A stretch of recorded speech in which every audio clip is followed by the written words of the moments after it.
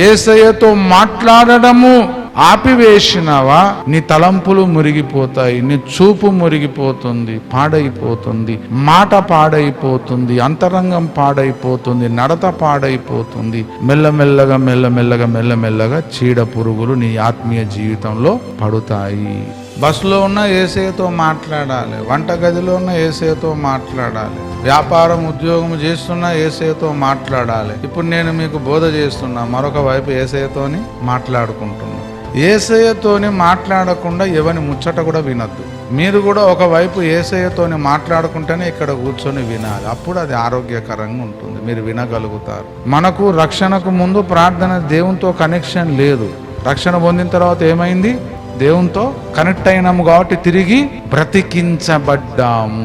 తిరిగి బ్రతికించబడ్డోడు ఖచ్చితంగా దేవునితోని ఒక మంచి సత్సంబంధం అనుక్షణం కలిగి ఉంటాడు.